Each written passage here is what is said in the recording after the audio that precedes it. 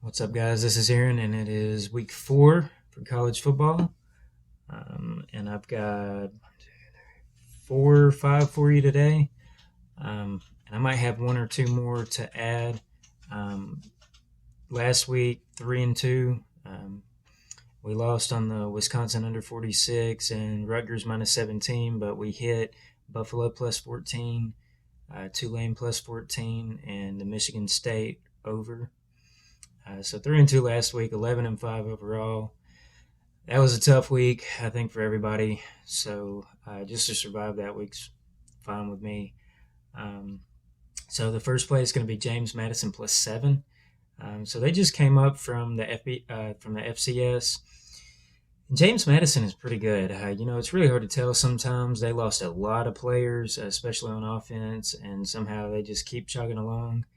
Um, with Appalachian State, though, it's really hard to just, you have the overtime game against UNC where they should have won, and he misses the guy in the end zone. So, it's a tough sort of rivalry loss. And then in the second game against A&M, on the road, you get the win. That's highly emotional for them. And then last week against Troy, I had to lean on Troy, and it would have cashed if we had played that pretty easily because Appalachian State wins on a Hail Mary pass on the last play of the game. So that's 3 in a row that Appalachian State has played, super close like that. They are 2-1, so they did win 2 of those, but they're really not getting any margin here. Um, the defense has given up 250 passing yards per game, and they gave up 300 yards to Troy last week. That's not a great Troy offense. That's mostly a defensive team. They want to run the ball, and they were able to throw for 300 yards on Appalachian State. I think James Madison can probably do the same. They can run and throw. So this seems like a one-score game. So let's take James Madison +7. The second game is going to be Clemson -7 at Wake Forest. So this is a road game. This is kind of the first game for Clemson where they're playing, a team that's reasonably close to their standard. You know, um, Last year they played in the ACC title game. Clemson won by 3 touchdowns. Okay, and that was probably Wake Forest's best team maybe ever, and Clemson's worst team in at least a decade. And they still got a three score win. Um, they were plus 137 yards in that game. They had 333 rushing yards in that game. So, and nothing's changed. We know that Wake Forest has given up yards in bunches on defense. Right now, they're allowing 250 pass yards per game. Or they gave up 250 pass yards and 172 on the ground to Liberty, and they almost lost. Now, maybe they were looking ahead to this game, but I don't know how you overlook Liberty knowing that that's a pretty good team. They can possibly get a win just to look towards Clemson, who you're probably going to lose to anyway. So, last week on offense, Wake had 26 rushes for 21 yards. That's 0.8 yards per carry. If they're doing that against Liberty, Clemson's specialty on defense is going to be stopping the run and then teeing off with the pass rush.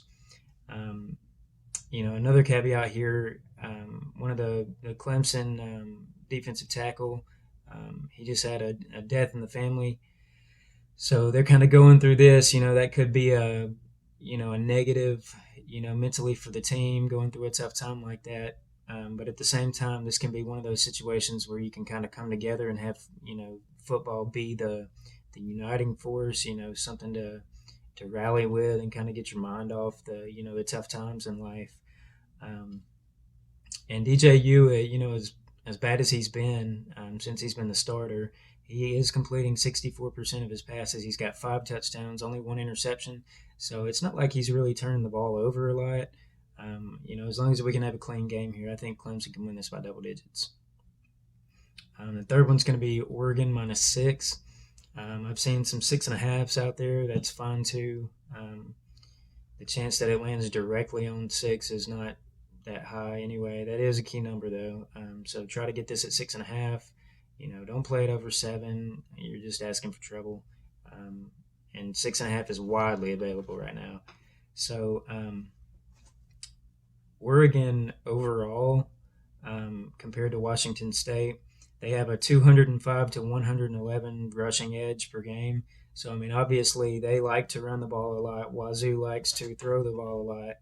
Um, but this is almost a 100-yard edge in the rushing game. And if you're going to run for 200 yards a game, that's probably in college football the team that I would like to be with.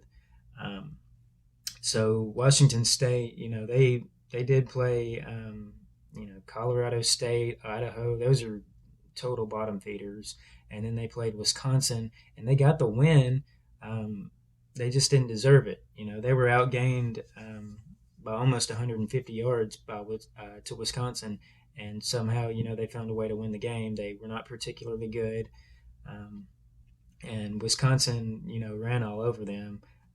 They were minus 148 rushing yards against Wisconsin.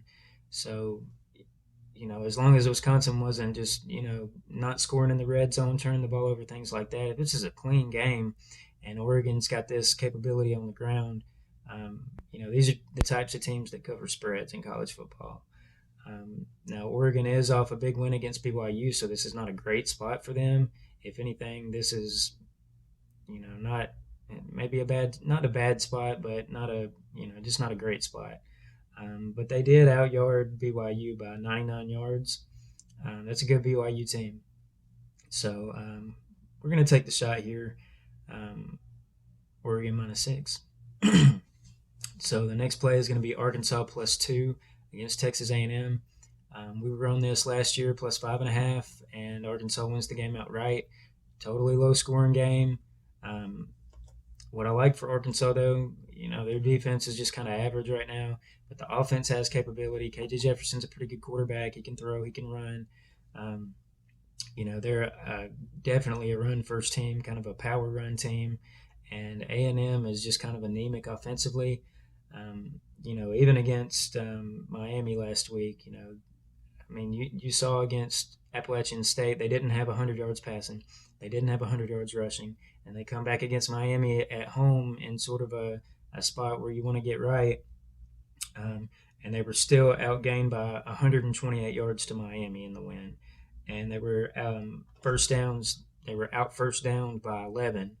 Looking at the stats, Miami should have won this game by at least 7 points.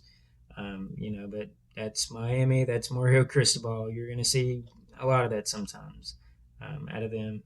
So, they changed to Max Johnson at quarterback, but, he kind of managed the game and got them the win, but he was still only 10 for 20. He had 140 yards. So, it's still not like they're willing to throw the ball with him. They're willing to take deep shots or anything like that. It's a lot of check downs and things like that. And Arkansas has 243 rush yards per game, while Texas A&M only has 105. So, if you just kind of base it on that, Arkansas is more than double their rushing total this year with a reasonably comparable schedule. A&M's played a little better schedule. But overall on offense, Arkansas is plus 79 yards per game, while Texas A&M is plus 12 yards per game. And that does include an FCS team in there for both. That's kind of a negative for A&M. So let's take Arkansas +2 and hope they win the game outright. So the last one I've got on here is going to be the Rutgers team total under 13.5. I gave them a shot last week against Temple on the road, and the offense just looks so bad. It just doesn't make any sense to be this bad. The defense is fine. They're okay. But the offense is just so bad. They had 59 pass yards last week against kind of a bottom feeder group of 5 team. 3.5 yards per pass in that game. That is not scoring you any points. They only scored 16 against Temple, and they only scored 22 against Boston College, and they had a little help to get there. Like I said, they had 59 pass yards last week against Temple. Against Boston College, they only had 110 pass yards. So, you got to take out that Wagner game. I don't even think they have scholarships. That's a very bad FCS team. So you throw all those stats out, and they're still not even passing for 100 yards per game. Their quarterback that was supposed to start this season, Noah Vedral, he's out. He's been out. Gavin Wimsatt, he's kind of like the guy that they've kind of used to run the ball and throw just a little. He's supposed to be out for this game, so they really just have the one quarterback. He's not very mobile. Kind of looks like a deer in the headlights sometimes, and this is a stellar Iowa defense. They're only allowing 77 rush yards per game, 4 points per game. Nevada didn't score. South Dakota State, that's a good FCS team, and they only got to 3. And Iowa State, that's another Power 5 team, and they only got to 10. So as bad as Rutgers has looked, I don't think we're getting to 14, at least without any help. And Iowa's only allowing 194 total yards on defense. So I think that Rutgers might not score in this game. Let's hope they don't. All right, so that's 5 plays for you. I might have 1 to 2 more. We'll see as the week goes. I'm trying to get better numbers right now. So follow me on Twitter if you want to get the plays. I usually get them out sooner than the video. Or if you're in the Discord, sometimes you'll get my late plays. But let's make some money, guys.